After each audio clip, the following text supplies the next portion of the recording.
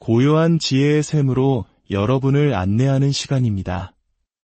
오늘 우리가 함께 떠날 여정은 믿음이 어떻게 한 사람의 삶을 영원으로 이끌었는지에 대한 거룩한 이야기입니다.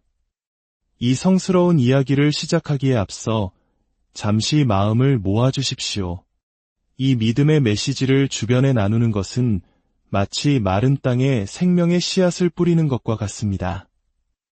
여러분의 작은 행동 하나가 누군가에게는 큰 위로와 희망의 빛이 될 수 있습니다. 이 빛을 널리 퍼뜨리는 모든 분들께 하느님의 크신 축복이 함께하기를 기원합니다.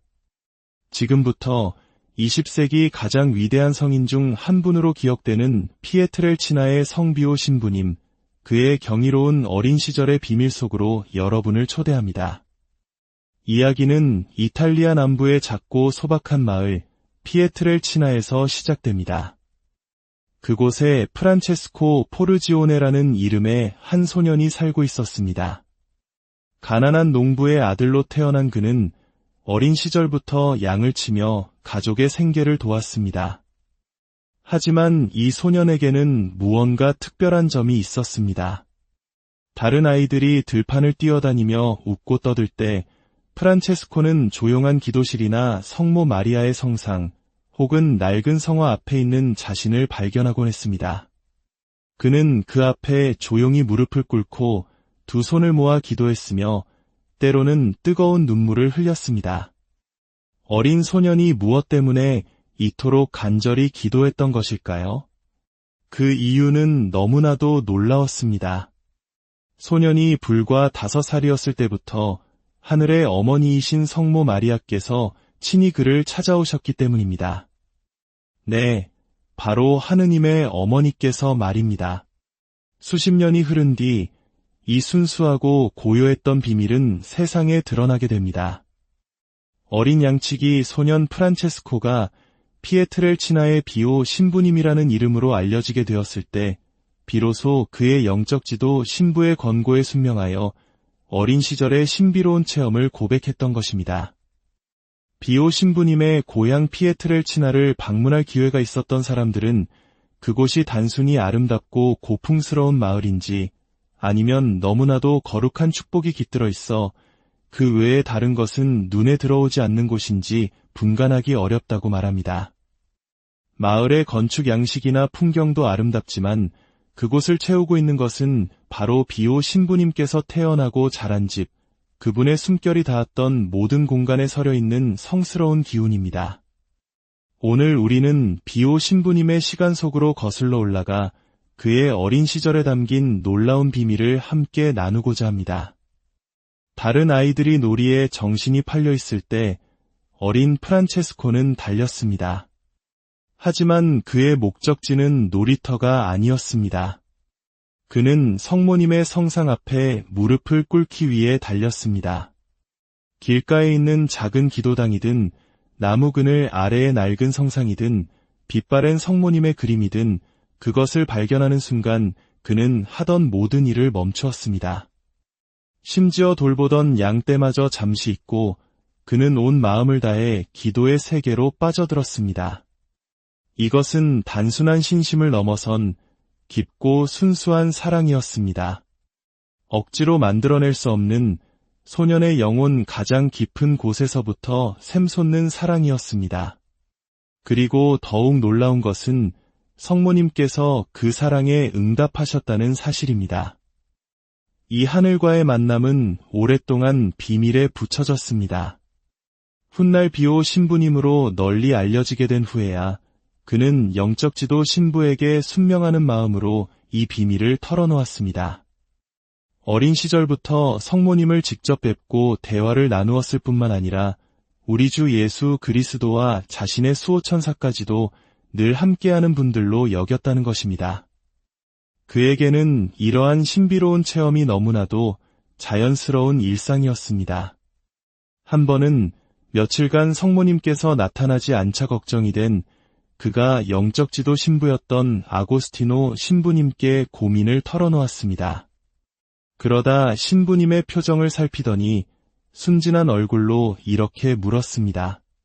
신부님께서도 성모님을 뵙지요. 그렇지 않습니까? 아고스티노 신부님이 침묵하자 어린 비오는 다시 말했습니다.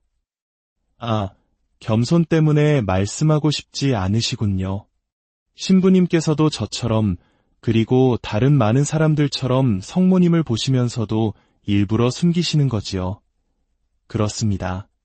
그에게 성모님을 뵙는 것은 숨을 쉬는 것처럼 당연하고 자연스러운 일이었습니다. 그는 모든 사람이 자신과 같은 체험을 하는 줄로만 알았던 것입니다.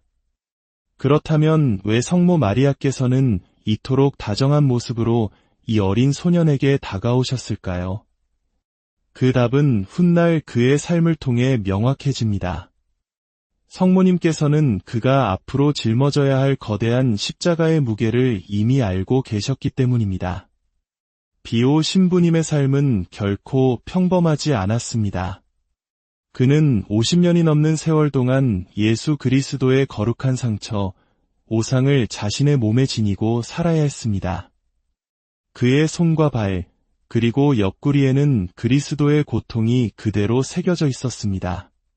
등에는 십자가를 지셨던 상처가 남아 피를 흘렸고 그 고통은 평생 계속되었습니다. 그는 수많은 사람들에게 존경을 받았지만 동시에 끊임없는 박해와 중상모략 그리고 오해 속에서 살아야 했습니다. 그는 인류의 고통이라는 가장 치열한 전쟁터의 최전선에 서 있는 영적인 전사와도 같았습니다. 바로 여기에 그 비밀의 열쇠가 있습니다. 성모님께서는 위대한 전투를 앞둔 당신의 가장 용감한 병사를 미리 찾아오시어 당신의 사랑으로 무장시켜 주신 것입니다. 마치 어머니가 큰 싸움을 앞둔 아들을 찾아와 따뜻하게 안아주며 용기를 북돋워주는 것처럼 말입니다. 이 경험은 훗날 한국의 신앙인들이 겪었던 수많은 박해와 시련의 시기를 떠올리게 합니다. 어둠 속에서도 한 줄기 빛을 붙잡고 믿음을 지켜냈던 우리 순교자들의 모습처럼 비오 신부님 역시 성모님의 사랑이라는 빛을 통해 모든 고통을 이겨낼 힘을 얻었던 것입니다. 성모님께서는 당신의 현존과 사랑, 그리고 가장 강력한 영적 무기인 묵주기도로 그를 준비시키셨습니다. 훗날 비오 신부님은 이렇게 말씀하시곤 했습니다. 성모님을 사랑하십시오. 그리고 다른 이들도 성모님을 사랑하게 하십시오. 항상 묵주기도를 바치십시오. 비오 신부님의 신비로운 어린 시절은 우리에게 파티마의 세목동을 떠올리게 합니다. 그들 역시 순박한 어린아이들이었고 하느님의 어머니를 직접 만났으며 그 체험을 통해 그들의 삶은 영원히 변화되었습니다. 파티마의 아이들이 성모님께서 보여주신 지옥의 환시를 본 후 이전과는 완전히 다른 진지한 태도를 갖게 된 것처럼 비오 신부님 또한 어린 시절부터 하늘의 진리를 직접 체험하며 거룩한 사명을 준비하고 있었던 것입니다. 성모님께서는 소박하고 단순한 영혼들에게 가까이 다가가십니다. 여기서 단순함이란 세상적인 지식이나 지위가 없음을 뜻하는 것이 아닙니다. 성모님께서 찾으시는 것은 지성이나 사회적 명성, 해박한 지식이 아니라 바로 마음의 순결함입니다. 마음이 순결한 사람이란 다른 이에게 악의를 품지 않는 사람입니다. 때로는 세상 사람들에게 어수룩하다거나 순진하다는 조롱을 받을지도 모릅니다. 저 사람은 모든 것을 좋게만 보려 해. 남들이 자신을 해치려는 것도 모르잖아 라고 말할지도 모릅니다. 하지만 조심하십시오. 어쩌면 그 사람이 바로 성모님께서 찾으시는 마음이 순결한 사람일 수 있습니다. 비오 신부님과 파티마의 목동들은 한 가지 공통점이 있었습니다. 그들은 세상의 눈으로 볼 때는 작고 보잘것없는 존재들이었지만 하늘의 관점에서는 누구보다도 위대한 영혼들이었습니다. 이 이야기는 오늘을 살아가는 우리 자신을 돌아보게 합니다. 우리는 하루에 몇 번이나 성모님의 성상이나 성화를 스쳐 지나가면서도 잠시 멈춰 짧은 기도나 인사조차 드리지 못하고 있지는 않습니까? 얼마나 많은 경우에 우리는 정신이 흐트러진 채로 묵주기도를 바치고 있습니까? 기도가 끝날 무렵에야 비로소 내가 지금 무슨 기도를 했지? 하고 깨닫는 순간은 없었습니까?